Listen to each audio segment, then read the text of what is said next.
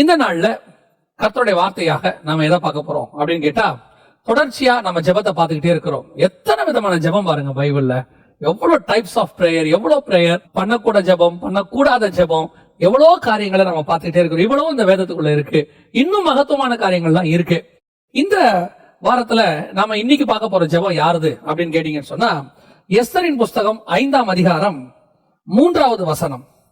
ராஜா அவளை நோக்கி, எஸ்தர் ராஜாத்தியே, உனக்கு என்ன வேண்டும்? நீ கேட்கிற மன்றாட்டு என்ன? நீ ராஜ்யத்தில் பாதி மட்டும் கேட்டாலும் உனக்கு கொடுக்கப்படும் என்றான். நல்லா கவனிச்சுக்கொள்ளுங்க. இது ஒரு மிக முக்கியமான ஒரு ஜெபத்தை எஸ்தர் ஏறெடுக்க போறாங்க. நீ ஏறெடுக்கிற மன்றாட்டு என்ன அப்படின்னு ராஜா கேட்கிறாரு. இந்த சம்பவம் நமக்கு தெரிஞ்சிருக்கிறதான ஒரு சம்பவம் தான். ஆனா இந்த சம்பவத்துல ஒரு பிரேயரை நம்ம ஒருத்தர்கிட்ட ஒரு ரெக்வெஸ்டுக்கு போறோம்னா, அந்த ரெக்வெஸ்ட நாம எப்படி அவர்கிட்ட அட்டைன் பண்றது அப்படிங்கிற ப்ரொசீஜரை இவங்க நமக்கு சொல்லி கொடுக்குறாங்க. யாரு? எஸ்தர். எஸ்தர் இந்த சம்பவத்துக்கு முன்னாடியே அவளை ராஜகுமாரத்தியா ராஜா அபிஷேகம் பண்ணிடுறாரு. அதான் ரொம்ப முக்கியம். இந்த சம்பவத்தை நீங்க பாத்தீங்கன்னு சொன்னா, 2ஆம் அதிகாரத்திலேயே ராஜா அவளை என்ன செஞ்சிடறான்? ராஜகுமாரத்தியா தனக்கு ஏற்றுக்கொள்றான். அப்படியே இந்த சம்பவங்கள்லாம் 4ஆம் அதிகாரம் 5ஆம் அதிகாரத்துல நடக்கிற சம்பவம். அப்படின்னா ஏற்கனவே ராஜா அவள் அழகில பிரியமா இருந்தான் வேற இருக்கு வசனத்துல நீங்க பாத்தீங்கன்னு சொன்னா. அப்படி இருக்கும்போது எஸ்தர் ஏன் இவ்வளவு பயந்து இவ்வளவு காரியங்களை செய்யணும் அப்படின்னு சொன்னா, இது ஒரு புரோட்டோகால். புரோட்டோகால் அப்படின்னா ஒரு ப்ரொசீஜர். ஒரு காரியத்தை செய்யறதுக்கு முன்னாடி என்ன ப்ரொசீஜர், நம்ம ஏற்கனவே ஜெபத்துல சில ப்ரொசீஜர்ஸ் எல்லாம் பார்த்திருக்கோம் இல்லையா? அதே மாதிரி ராஜா கிட்ட இருந்து நாம நினைக்கிறத வாங்கணும் அப்படின்னா அதுக்கு சில புரோட்டோகால் இருக்கு. இப்போ எஸ்தருக்கு நல்லா தெரியுது, இப்ப நான் போனா சட்டத்தை மீறேன்னு அர்த்தம். வசனம் சொல்லுது, நான் சட்டத்தை மீறி ராஜாவின் இடத்துல பிரவேசிக்கிறேன் அப்படின்னு. இப்போ தேசத்தின் ஜனங்களுக்கு அகைன்ஸ்டாக, யூதர்களுக்கு அகைன்ஸ்டாக மிகப்பெரிய சட்டம் போடப்பட்டாகி விட்டது. எண்டுக்கு வந்துருச்சு. இன்னும் 1-2 நாளைக்குள்ள டோட்டல் யூதர்களையும் க்ளோஸ் பண்ண போறாங்க. அதுக்கான கட்டளை வெளிப்பட்டுருச்சு. இப்ப மொர்தெகாய்க்கு, வெளியே இருக்கிற மொர்தெகாய்க்கு பதபதப்பா இருக்கு. ஐயோ, மொத்த ஜனங்களும் சாக போறாங்களே, தன்னுடைய ஜனங்க சாக போறாங்களே, ஏதாவது செய்யணுமே அப்படின்னு மொர்தெகாய்க்கு பதபதப்பு. அதே பதபதப்பு எஸ்தருக்கும் இருக்கு. ஆனால் எஸ்தருக்கு ஒரு புரோட்டோகால் இருக்கு. மொர்தெகாய் நினைக்கிற மாதிரி எஸ்தர் நினைக்க முடியாது. அவள் அரசாங்க சட்டத்திட்டங்களை எல்லாம் அறிந்தவள். அவளுக்கு நல்லா தெரியும், ராஜா கூப்பிடாம நான் போக கூடாது. ராஜா கூப்பிடாம நான் போயிட்டேனா, நான் ராஜகுமாரத்தி தான். ராஜா என் தலையில கிரீடம் வச்சிருக்கிறாரு. ராஜா வந்து அழகுல பிரியமா இருக்கிறாரு. எல்லாம் உண்மைதான். ராஜா என்ன செலக்ட் பண்ணி இருக்கிறாரு. ஆனாலும் ராஜா கூப்பிடாம நான் போக கூடாது. இது ஒரு புரோட்டோகால். இப்படி இருக்கு. இப்படி இருக்கும்போது நான் விண்ணப்பம் பண்ணுகிறேன். என் விண்ணப்பத்தை எப்படி ராஜா கேட்பாரு? ஏன் தெரியுங்களா? இதோட பேக்ரவுண்ட் நான் சொல்லிட்டு இந்த ஜெபத்துக்கு நான் வரேன். ஒருவேளை அந்த அம்மா அந்த இடத்துக்கு கொலு மண்டபத்துக்குள்ள பிரவேசிக்கும் போது அனுமதி பெறாத ஒரு அம்மா உள்ளே நுழையுதுன்னு வச்சுக்கோங்களேன், இமிடியேட்டா அந்த அம்மாவை கொல்றதுக்கு அங்க இருக்கிற காவல் காக்கிறவனுக்கு பர்மிஷன் இருக்குது. ஏன்? இவங்க ராஜாவை கொல்ல வந்தவங்கன்னு சொல்லி அவங்க கொல்றதுக்கு பர்மிஷன். ஏன்? ராஜாவே நான் கூப்பிடாம நீ ஏன் வந்த, சட்டப்படி தப்பு அப்படின்னு எஸ்தரை பிடிச்சி ஜெயில போடவோ அல்லது சிறைச்சேதம் பண்ணவோ எல்லாத்துக்கும் அதிகாரம் இருக்கு. இது வந்து ஒரு உயிரை பணைய வைக்கிற விஷயம். அதனாலதான் அந்த அம்மா சொல்லுது, நான் செத்தாலும் சாகிறேன். 16வது வசனம் 4ஆம் அதிகாரம். செத்தாலும் சாகிறேன். அப்படின்னா நல்லா தெரியுது அந்த அம்மாக்கு, நான் எல்லா புரோட்டோகாலையும் தாண்டி போக போறேன். இப்போ அந்த அம்மா போக போறாங்க. அப்படி போகும்போது அந்த அம்மாவுக்கு ராஜாவுடைய கண்களில தயை கிடைத்ததுன்னு இருக்கு. எப்படி நடந்துச்சு, என்ன நடந்தது அப்படின்னு கேட்டீங்கன்னு சொன்னா, ஃபர்ஸ்ட் அந்த அம்மா ஸ்பிரிச்சுவலி தன்னை ரெடி பண்ணி கொள்றாங்க. உபவாசம் இருக்கிறாங்க. நீங்க ஆண்டவர்கிட்ட ஒரு காரியத்தை கேட்பதற்கு முன்பதாக ஸ்பிரிச்சுவலி உங்களை நீங்க சரி பண்ணணும். நாம கரெக்ட் பண்ணிக்கணும். நம்ம போய் நம்ம ராஜா கிட்ட கேட்க போறோம். இன்னும் புதிய ஏற்பாட்டுல அப்பா கிட்ட கேட்க போறோம். அப்பா கிட்ட கேட்கறதா இருந்தாலும் அவர் ராஜா. அது ஒரு புரோட்டோகால். இப்ப பாருங்க, இவங்க ராணி, ராஜகுமாரத்தி, இவங்களுக்கு எல்லா உரிமையும் அவர்கிட்ட இருக்கு. ஆனாலும் ஒரு புரோட்டோகால் இருக்கு. ஹெவன்லி கிங்டம் அப்படிதான். இப்போ என்னுடைய ஒரே பேரான குமாரனை தந்தருளி இவ்வளவாய் உலகத்தில் அன்பு கூர்ந்தார்னு பிதாவாகிய தேவனை பத்தி இயேசு குறித்து சொல்லப்பட்டிருக்கு. தந்து அன்பு கூர்ந்தார். இதே பிதாவாகிய தேவன் தன்னுடைய அதிகாரம் மொத்தத்தையும் இயேசு கிட்ட ஆரம்பத்திலே கொடுத்தாரானா? இல்ல. 13ஆம் அதிகாரம் யோவான் எழுதின சுவிசேஷத்துலதான் இயேசு கிட்ட அதிகாரத்தை கொடுக்கிறாரு. ஏன் அது வரைக்கும் இயேசு கிட்ட அதிகாரத்தை கொடுக்கல? இயேசு ப்ரூஃப் பண்ண வேண்டியிருந்தது, ஸ்பிரிச்சுவலி ப்ரூஃப் பண்ண வேண்டியிருந்தது. அவர் தாமே நம்மை போல எல்லா விதத்திலும் சோதிக்கப்பட்டு அந்த ப்ரூஃப் பண்ண உடனே பிதாவாகிய தேவன் அவர்கிட்ட எல்லாத்தையும் ஒப்படைக்கிறார். இது ஒரு புரோட்டோகால். அந்த மாதிரிதான் நான் சொல்றேன். நாம அவருடைய பிள்ளையா இருந்தாலும் நாம ப்ரூவ் பண்ண வேண்டியது. ஏன்னா நமக்கு ஒரு எதிராளி இருக்கான். அந்த எதிராளி கொஸ்டின் பண்ணிட்டே இருப்பான். இரவும் பகலும் சகோதரரை குற்றப்படுத்துகிறவன். அவன் போய் கேட்பான், இவனுக்கு ஏன் இதை கொடுத்திருக்கீங்க அப்படின்னு சொல்லி. இப்ப இயேசு ப்ரூவ் பண்ணி வாங்கின மாதிரி நம்மளும் ஸ்பிரிச்சுவலி கொஞ்சம் ப்ரூவ் பண்ண வேண்டி இருக்கு. பல விண்ணப்பங்களுக்கு ஏன் பதில் வர மாட்டேங்குது? ஸ்பிரிச்சுவலி நாம இன்னும் ரெடியே ஆகல. நம்ம கிட்ட பல காரியங்களை வச்சுக்கிட்டு நாம அந்த பரிசுத்தமுள்ள தேவன்கிட்ட போறதுக்கு முன்னாடி நம்மளை சரி பண்ணணும். ஃபர்ஸ்ட் அந்த அம்மா உபவாசம் இருக்காங்க. ரெண்டாவது வசனம் சொல்லுது, ராஜ வஸ்திரத்தை தரித்து கொண்டு வெளியவும் ரெடி பண்றாங்க அந்த அம்மா. இது அதை விட ரொம்ப முக்கியம். நீங்க தேவனை பார்க்கும் பொழுது அந்த வஸ்திரம் ஆவிக்குரிய விதத்துல சொல்லணும்னா நம்முடைய ரட்சிப்பின் வஸ்திரம் இருக்கு இல்லையா, இது ரொம்ப முக்கியமானது. இந்த ரட்சிப்பின் வஸ்திரம் இயேசுவின் ரத்தத்தாலே நமக்கு கொடுக்கப்பட்டது. அதாவது ஆதாமுக்கு ஒரு ஆட்டுக்குட்டியை அடிச்சு ஒரு மிருகத்தை அடிச்சு ஒரு வஸ்திரத்தை போட்டாரு. நமக்கு இயேசு அடிச்சு வஸ்திரம் போட்டிருக்கிறார். இயேசு அடிக்கப்பட்ட போது அவருடைய வஸ்திரத்தை ரோமர்கள் எடுத்து பங்கு போட்டார்கள். அவருடைய ஆவிக்குரிய அர்த்தம் என்னன்னா, அவருடைய வஸ்திரம் புறஜாதியார் கையில வந்துருச்சு. அவர் போட்டிருந்தது இஸ்ரவேல் வஸ்திரம். அந்த வஸ்திரம் நியாயப்பிரமாணம் இப்போ தாண்டி புறஜாதியாருக்கான வஸ்திரமா, ரட்சிப்பின் வஸ்திரமா அது மாறிடுச்சு. அவர் சிலுவையிலே தன்னை பலியாக்கி நிர்வாணமாக்கி நம்முடைய நிர்வாணத்தை அவர் மூடுவதற்கு அந்த வஸ்திரத்தை கொடுத்திருக்கிறார். இந்த வஸ்திரத்தை நீங்கள் போட்டுக்கொண்டு ராஜா கிட்ட போகும்போது எப்பேற்பட்ட கேள்விக்கும் எப்பேற்பட்ட விண்ணப்பத்துக்கும் பதில் கிடைக்கும். அதனாலதான் இயேசு ரொம்ப சிம்பிளா சொன்னாரு, நீங்கள் என் நாமத்தினாலே எவைகளை கேட்பீர்களோ. அதனாலதான் பவுல் சொல்றாரு, கிருபாசனத்தினிலே சிங்காசனத்துக்கிட்ட நம்ம தைரியமா கிட்ட போறோம். ஏன்? அவருடைய ரத்தத்தினாலே. அந்த பலி அவர் நம்ம கொடுத்திருக்கிற ரட்சிப்பின் வஸ்திரம் அது கரைப்படாதபடி பார்த்திருக்கணும். கரையற்றதும் திரையற்றதுமான வஸ்திரம்.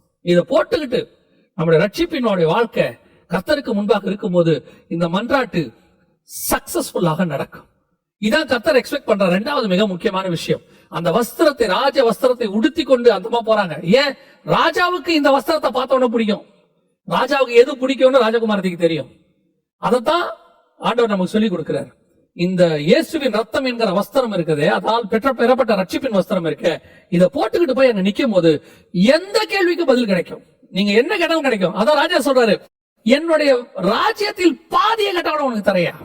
அதான் இன்னைக்கு நிறைய பேருக்கு அதான் ரொம்ப முக்கியமான ஒரு விஷயம். பாருங்க, இந்த மூத்த குமாரன் இளையகுமாரன் இருக்கா, நேத்து அதை பத்தி நம்ம பேசணும் யோனாவோட விஷயத்துல.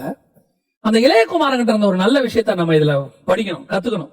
என்ன கத்துக்கணும் அப்படின்னு சொன்னா, இந்த மூத்த குமாரன் அப்பா கிட்ட பேசும்போது எப்படி பேசுவான் பாருங்க. நான் உமக்கு ஊழியம் செய்தேன், நீர் எனக்கு ஒரு ஆட்டையோ ஒரு ஒரு ஒரு கன்றுக்குட்டியோ கூட எனக்கு என்று நீர் அடிக்கவில்லை அப்படின்பா. ஆனா இளையகுமாரன் பாருங்க, ஊழியம் செய்தேன் அப்படிலாம் சொல்ல மாட்டான். ஒரு தடவைக்கு 3 தடவை தகப்பனேம்பா. தகப்பனே தகப்பனே, அந்த வேர்டு இருக்கு பாத்தீங்களா, தகப்பனேங்கிற வேர்டு அதான் உறவு. இவன் ஊழியம் இல்ல, அது வேலை. நான் உமக்கு ஊழியம் செய்தேன் அப்படிங்கிறான். இவன் சொல்றான் தகப்பனே. இந்த டச் தான் அவங்க அப்பாவை அப்படியே கவர் பண்ணிருச்சு. நான் அதைத்தான் சொல்லுவேன், நாம எப்படி அவர்கிட்ட அப்ரோச் பண்றோங்கிறது ரொம்ப முக்கியம். நீங்க பயங்கரமான வசனிப்பான வசனத்தை வச்சுக்கிட்டு வார்த்தைகளை வச்சுக்கிட்டு அவர்கிட்ட கேட்கறத விட அப்பான்னு சொல்லி கேட்கும் போது அவர் இடத்துல இருந்து எந்த பதிலும் கிடைக்கும். அந்த ரட்சிப்பின் வஸ்திரத்தை போட்டுக்கிட்டு இயேசுவினுடைய ரத்தத்தினால கழுவப்பட்ட அந்த ரட்சிப்பின் வஸ்திரத்தை இருதயத்துல வச்சுக்கிட்டு அப்பா நீங்க கேட்டீங்கன்னா ராஜ்யத்துல பாதி கேட்டாலும் கொடுப்பாரு அப்படின்னு வசனம் சொல்லுது. நீங்க என்ன கேட்டாலும் கிடைக்கும். என் நாமத்தினால எதை கேட்டாலும். இப்ப பாருங்க, அந்த தகப்பன் இருக்கிறானே பையன் வந்து பிரிச்சு கேட்கிறான். தகப்பனே, அவன் பிரிச்சு கேட்கும் போது கூட கோபமா பேசும்போது கூட அவன் தகப்பனே தான் கேட்பான். தகப்பனே, உங்களுடைய ஆஸ்தியில பாதி எனக்கு கொடுங்க. அப்ப அப்பா என்ன சொல்லணும்? நியாயமா எந்த அப்பா வந்தா என்ன பண்ணணும்? அந்த இடத்துல இல்லப்பா, இதை நீ கொண்டு போனீங்கன்னா அழிச்சிருவ, நீ சின்ன பையன், உனக்கு எல்லா அப்பாவும் தானே சொல்லுவோம். ஆனா அந்த அப்பாவை பாருங்க, ஒண்ணுமே சொல்ல மாட்டான். உடனே அவன் பாதியை பிரிச்சு கொடுத்தான். ஏன் தெரியுமா? இப்ப அந்த பாதியை அவன் பிரிச்சு கொடுக்காம அட்வைஸ் பண்ணாலும் அவன் கேட்க போறது கிடையாது. கொடுக்கலனா அவன் இவனை வெறுக்க போறான். எங்க அப்பா என்கிட்ட கொடுக்கல, என்ன அப்பா அவன் எனக்கே கொடுக்காம இப்படி விட்டானே அப்படின்னு வெறுப்பான். அவனுடைய மோட்டிவ் என்ன தெரியுமா? அப்பாவுடைய மோட்டிவ், என் அன்பை புரிந்து கொள்வதற்கு இது உதவும். இப்ப பாதி எனக்கு கொடுக்கறேன்ல, இந்த பணத்தை நான் எப்ப வேணாலும் சம்பாதிச்சுப்பேன், இது எனக்கு பிரச்சனையே கிடையாதுப்பா. ஆனா என் பையனை நான் சம்பாதிக்கணும், மீட்கணும், திருப்பி எடுக்கணும்னா ஒரு நாள் இது அல்ல, என் தகப்பனே மேலானவன் உணரணும்னா இது இப்ப அவன் கைக்கு போகணும். கொடுத்தாரு பாருங்க, கேட்ட உடனே கொடுப்பாரு, பாதி எடுத்து அப்படியே எடுத்து கொடுப்பாரு. இப்ப என்ன ஆச்சு? அவன் எடுத்துட்டு போனான், செலவு பண்ணான், அழிஞ்சிருச்சு, எல்லாம் முடிஞ்சிருச்சு. இப்ப அவனுக்கு இது போச்சு. ஆனா அவனுக்கு தெரியும், எங்க அப்பா என்னை விட்டு போகவே மாட்டாரு, எங்க அப்பா அன்பு போகாது. இப்ப அவன் சொல்றான், எங்க அப்பா கிட்ட நான் போறேன். திருப்பி வந்து சொல்லுவான், தகப்பனே அவ்வளவுதான், வேற எதையுமே நீ பேசாத. அவங்க அப்பா கூட்டிட்டு போயிடுவாரு. அதுதான் புரோட்டோகால். அதுதான் அவங்க அப்பா கிட்ட இருந்து வாங்கறதுக்கான விஷயம். இது யாருக்கு தெரியுது? எஸ்தருக்கு தெரியும். எப்படி போய் கேட்டா அவர் கொடுப்பாரு அப்படின்னு எஸ்தருக்கு தெரியும். எப்படி கேட்டா கொடுப்பாருன்றது இளையகுமாரனுக்கு தெரியும். இப்பவும் நான் சொல்றேன், நம்ம வாழ்க்கையில இந்த உலக பிரகாரமாய் கூட நான் சொல்றேன், நான் எப்பவுமே மேலானவைகளே நாடணும்னு சொல்ற ஒரு ஆளு, நான் உலக பிரகாரமாய் கூட சொல்றேன், உனக்கு ஒரு தேவைகள் இருக்குமானால் உங்க அப்பா கிட்ட நீ கேட்டுப்பாரு, அவர் இல்லைன்னு சொல்லவே மாட்டார். சில நேரத்துல நமக்கு உலக பிரகார தேவைகள் நிறைய உண்டு. ஏன்னா அந்த வாழ்க்கையை நம்ம ஓட்டணும் இல்ல, அதெல்லாம் நம்ம கஷ்டப்படணும் நம்ம அப்பா விரும்பவே இல்லை. நம்ம சந்தோஷமா இருக்கணும் தான் விரும்புறாரு. நாம அதன் மேல மோட்டிவா இருக்க கூடாது. அதான் அவருடைய நோக்கம். அவர்களோட நோக்கம் என்னன்னா, என் மேல நீ மோட்டிவாரு, என்னையே நோக்கிப்பாரு, என் மேல ஆசையாரு, எல்லாத்தையுமே நான் உனக்கு தரேன். அப்போ தகப்பனே நீ கேட்கும் போது கண்டிப்பாக அவர் தருவார். பாருங்க, எஸ்தர் சொல்றாங்க, செத்தாலும் நான் சாகிறேன். இந்த சம்பவத்தை நான் படிக்கும் போது எனக்கு ஞாபகம் வந்தது என்னன்னா, இப்போ பீட்டர் வந்து கேட்கிறார் யாருக்கிட்ட? இயேசு கிட்ட. என்ன கேட்கிறார் தெரியுமா? நீரே ஆனால் ஜலத்தின் மேல் நானும் நடந்து வரட்டும், இந்த சமுத்திரத்துல நானும் நடக்கட்டும். இயேசு உடனே, அந்த வசனம் இருக்கு, உடனே வா என்றார். யோசிக்காம, உடனேங்கிற வார்த்தைக்கு என்ன அர்த்தம்? யோசிக்காம வா என்றார். இதுல என்னங்க இருக்கு அப்படின்னு கேக்குறீங்களா? யோபு புஸ்தகத்துல வசனம் சொல்லுது, தாம் ஒருவரே ஜலத்தின் மேல் நடக்கிறவர், தண்ணீர் மேல நடக்கிறவர் அவர் ஒருத்தர் தான், வேற யாரும் தண்ணீர் மேல நடக்கிறவங்களே கிடையாது. இப்போ இவர் எதை கேட்கிறாரு? வசனத்துக்கு ஆப்போசிட்டா கேட்கிறாரு. ஏன் இப்படி சொல்லிட்டா, தான் ஒருவரே ஜலத்தின் மேல் நடக்கிறவர், இவர் இரண்டாவது, இவனும் தண்ணீர் மேல் நடக்கிறவனா மாறிடும். வசனத்தின்படி இவர் மட்டும் தான் நடக்கணும். ஆனா கேட்டது யார் தெரியுமா? பிரதானமான சீஷன். யாரு? என் சபை அவன் மேல கட்ட போறேன், நான் இவன் கேட்டதை நான் செய்யாட்டி நாளைக்கு இவனுக்கு என் மேல ஒரு சந்தேகம் வந்துடும். நான் கேட்டு தண்ணி மேலேயே நடக்க வைக்கல, நான் கேட்டா உயிரோடு எழுப்புவாரா? அப்போ தப்பித்தால எழுப்புவாரா? அப்போ அந்த சந்தேகம் அன்னைக்கு வந்துடக்கூடாது. இன்னைக்கே ஆண்டவர் உடனே வா, நடந்து வாட்டார். நான் ஏன் இதை எஸ்தர் புஸ்தகத்தோட கம்பேர் பண்ணி படிச்சேன்னா, எஸ்தரும் செத்தாலும் சாகிறேன். இப்ப பேதுரு தண்ணி மேல நடந்தா செத்துருவான்னு அவனுக்கு தெரியும், ஏன்னா உள்ள போயிருவான், செத்துருவான்னு தெரியும். ஆனா விண்ணப்பம் என்ன விண்ணப்பம் தெரியுமா? நான் செத்தாலும் சாகிறேன், ஆனா என்னை காப்பாற்றுறவர் ஒரு அங்க இருக்கிறார், அவரை நடக்க வச்சிருவாரு. அதே மோட்டிவ் தான் எஸ்தருக்கு. நான் செத்தாலும் சாகிறேன், ஆனா ராஜா கண்கள் எனக்கு ஒரு தயை கிடைக்கும், எனக்கு ஒரு நம்பிக்கை இருக்கு, நான் போன ராஜா எனக்கு இறங்குவார். ரூல் படி சாகணும்யா, ரூல் படி தண்ணியில மேல நடக்கிறவன் உள்ள போகணும் தான், அவன் சாகணும் தான், நோ அதர் வே. ஆனால் நான் சட்டத்தை மீறுகிறேன், நான் அந்த தண்ணீருக்குரியதான சொல்லுவாங்க இயற்பியல் சட்டம், அதை நான் மீறுகிறேன், அது மேல நடக்க முடியாது, நான் நடக்கிறேன். ஏன்? நான் கேட்கிற ராஜா இருக்கிறாரு, அவர் என்னுடைய விண்ணப்பத்துக்கு செவி சாய்க்கிறவர். பல நேரங்களிலே நீங்க கேட்கக்கூடியது இயற்கைக்கு மாறான காரியமாய் கூட இருக்கும். இந்த வியாதி சுகமே ஆகாதுன்னு சொல்லியிருப்பாங்க. ஆனா அவன் ராஜா இருக்காருல்ல, நீ சொல்லிப்பாரு, செத்தாலும் சாகிறேன், சட்டப்படி இதுக்கு முடிவு கட்டியாச்சு, அவ்வளவுதான், கிடையாது, பினிஷ், ஓவர். நான் சொல்லுவேன், ஆண்டவர் கடத்துல எண்டே கிடையாது, பெண்டு தான். அங்க ஒரு வழி வச்சிருப்பாரு, அந்த இடத்துல அவருடைய கோலை நீட்டுவாரு, அந்த இடத்துல அவர் கையை நீட்டுவாரு, மூழ்கிற உன்னை தூக்கி நிறுத்துவார், மீண்டும் தண்ணியில நடந்து அதே போட்ல உன்னை ஏத்துவார். அது கர்த்தரால் முடியும், கர்த்தர் செய்வார். இந்த காலை வேளையில நீ எப்பேற்பட்ட காரியமா இருந்தாலும் தைரியமாய் தேவனிடத்துல கேளு. சில சொல்லுவாங்க, சில சட்டத்திட்டங்கள்லாம் தேசத்துல வரும், பல நாடுகள்ல நான் கேள்விப்பட்டிருக்கிறேன், கம்யூனிச தேசத்துல, அப்புறம் பாசிச தேசத்துல, அப்புறம் இந்த மாதிரி சில சட்டங்கள் சில நாடுகள்ல வரும்போது சட்டப்படி கிறிஸ்தவத்திற்கு எதிரானவர்கள் வந்துருவார்கள். அப்படி வரும்போது அங்க என்ன பண்றதுனே தெரியாது. எல்லாருமே வந்துட்டு ஐயோ அவ்வளவுதான், அவ்வளவுதான், இனி திருச்சபைகள் அவ்வளவுதான், முடிஞ்சிருச்சு அப்படிம்பாங்க. அப்படிப்பட்ட காலகட்டங்கள்ல ஒரு சில நாடுகள் நடக்கும்போது நான் பார்ப்பேன், இந்த அரசாங்கம் ஒரு நாள் முடிவுக்கு வரும், இவர்களுடைய இந்த அதிகாரம், இந்த சபையை நொறுக்குதல், இதெல்லாம் ஒரு நாள் முடிவுக்கு வரும் கண்டிப்பாக. ஆனால் சபை நிற்கும். காரணம் என்ன தெரியுமா? என்னுடைய ராஜா, என்னை சாக விடாத ராஜா ஒருத்தர் இருக்கிறார். என்னுடைய விண்ணப்பத்துக்கு அந்த ராஜா செவி சாய்ப்பார். டோட்டல் ஜனங்களும் சாகணும் முடிவு எடுத்தாலும் நான் என் ராஜா கிட்ட போய், எங்க அப்பா கிட்ட போய் நான் கேட்கும் போது அவர் எனக்கு ஒரு பதில் தருவதற்கு வல்லமையுள்ளவராக இருக்கிறார். ஆனா நான் கேட்கிற ப்ரொசீஜர் ஒண்ணு இருக்கு, நான் கேட்கிற விதம்னு ஒண்ணு இருக்கு, நான் பணையம் வைக்கிறதுன்னு ஒண்ணு இருக்கு. இது எல்லாத்தையும் எங்க அப்பா பாக்குறாரு.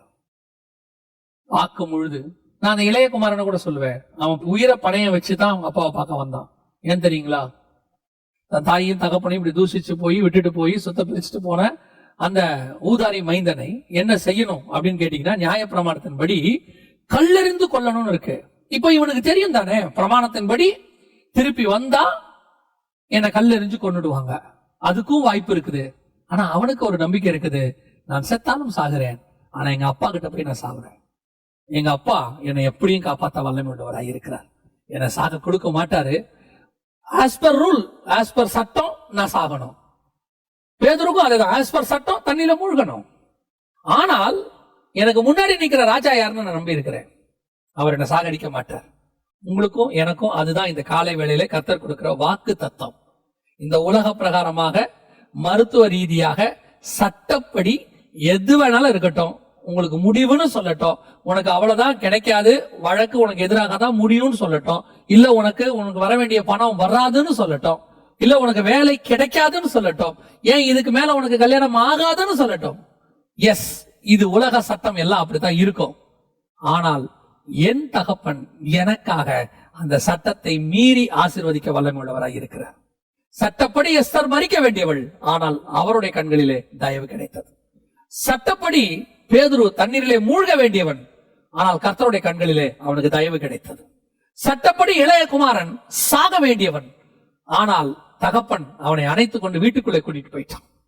எனவே அதே தேவன் இவர்கள் எல்லாரை பார்க்கிலும் மேலான தகப்பன் நமக்கு இருக்கிறார். பொல்லாதவர்களாகிய நீங்கள் உங்கள் பிள்ளைகளுக்கு நல்ல ஈவுகளை செய்யும் போது பரலோகத்தில் இருக்கிற என் பிதா செய்வது அதிக நிச்சயம் அல்லவா? இவர்கள் எல்லாரிலும் மேலான தகப்பன் எனக்கு ஒருவர் இருக்கிறார். அவர் எனக்கு இந்த உலகத்தின் சட்ட திட்டங்கள் எல்லாவற்றையும் தாண்டி என்னை ஆசீர்வதிக்க அவர் வல்லமை உள்ளவராக இருக்கிறார். உலகம் முடியாது என்று சொல்லட்டும், அவர் முடியும் என்று சொல்லுவார். உலகம் நடக்காது என்று சொல்லட்டும், அவர் நடக்கும் என்று சொல்லுவார். உலகம் மரணம் என்று சொல்லட்டும், அவர் ஜீவன் என்று சொல்லுவார். அந்த தேவன், அந்த தகப்பன் நம்மோடு கூட இந்த காலை வேளையில வாக்கு தத்தத்தை கொடுக்கிறார். நீ இன்று முதல் ஆசீர்வதிக்கப்படுவாய். நம்ம ஜெபம் பண்ணுவோமா? தேவ சமூகத்துல ஆண்டவரை நோக்கி பார்ப்போமா? இன்னைக்கு முடிஞ்சு போன, இல்லைன்னு சொன்ன, இனிமே நடக்காதுன்னு சொன்ன எல்லா விஷயத்துல இருந்தும் கர்த்தர் உனக்கு இயற்கை சட்டங்கள் எல்லாவற்றையும் தாண்டி உன்னை ஆசீர்வதிக்க அவர் வல்லமையுள்ளவராக இருக்கிறார். நீ மட்டும் விசுவாசமா இரு. நீ விசுவாசித்தால் தேவனுடைய மகிமையை காண்பாய். ஜெபம் பண்ணுவோமா? சர்வ வல்லமையுள்ள எங்கள் தகப்பனே, தர்மையான நேரத்திற்காக உமக்கு ஸ்தோத்திரம். மகிமையுள்ள கரத்துல ஒப்பு கொடுக்கிறோம். தேவனாகிய கர்த்தர் எங்கள் அப்பா எல்லாவற்றையும் தாண்டி எங்களை ஆசீர்வதிக்க வல்லமையுள்ளவராக இருக்கிறீர். ஆண்டவரே, நாங்க மறிச்சிட்டோம்னு சொல்லி உலகம் சொல்லுச்சு, நீங்க வந்து தலித்லாகுமே என்று சொல்லி உயிரோடு கூட எழுப்புவீங்க. அதுக்கு முன்னாடி உலகம் எங்களை பார்த்து சிரிச்சிச்சு, ஆண்டவரே நகைத்தது. ஆனால் நீரோ விசுவாசம் உள்ளவனா இரு என்று சொல்லி உயிரோடு கூட எழுப்பினீர். நீ சட்டத்தை, இயற்கையை எல்லாவற்றையும் தாண்டி நீர் எங்களை ஆசீர்வதிக்க வல்லமையுள்ளவராக இருக்கிறீர்.